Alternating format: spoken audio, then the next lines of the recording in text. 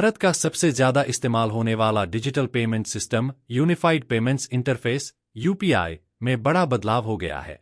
अब आप payment password यानी पिन डालने की बजाय अपने चेहरे या फिंगरप्रिंट से पेमेंट कर सकते हैं। यह नई टेक्नोलॉजी आधार के बायोमेट्रिक डेटा पर काम करेगी, जिससे पेमेंट करना और भी आसान, तेज और सुरक्षित हो जाएगा। चलिए इस नए सिस्टम को 5 आसान पॉइंट्स में समझते हैं। National payments corporation of India (NPCI) UPI को चलाती है। एनपीसीआई ने बायोमेट्रिक ऑथेंटिकेशन फीचर लॉन्च कर दिया है। इसके तहत आप अपना चेहरा या फिंगरप्रिंट स्कैन करके पेमेंट की मंजूरी दे सकते हैं। पिन डालना जरूरी नहीं होगा। यह बदलाव डिजिटल ट्रांजैक्शन को ज्यादा आसान और फास्ट बनाएगा। शुरुआत में यूपीआई बायोमेट्रिक ऑथेंटिकेशन से 5,000 रुपये तक का लेन देन होगा। नया सिस्टम आधार के बायोमेट्रिक डेटा पर काम करेगा। आधार में लोगों का फिंगरप्रिंट, चेहरा और आइरिस स्कैन सुरक्षित रखा जाता है।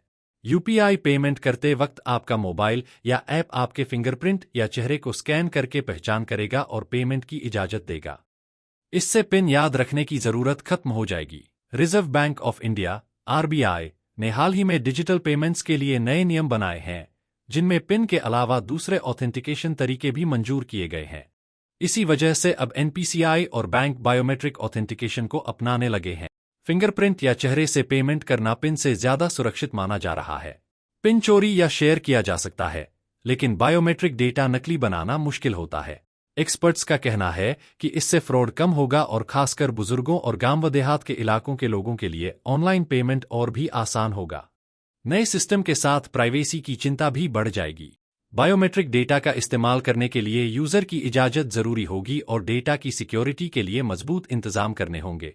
क्योंकि आधार डेटा इस सिस्टम की नींव है, इसलिए उसके गलत इस्तेमाल और उस तक गैरकानूनी पहुंच को रोकना होगा।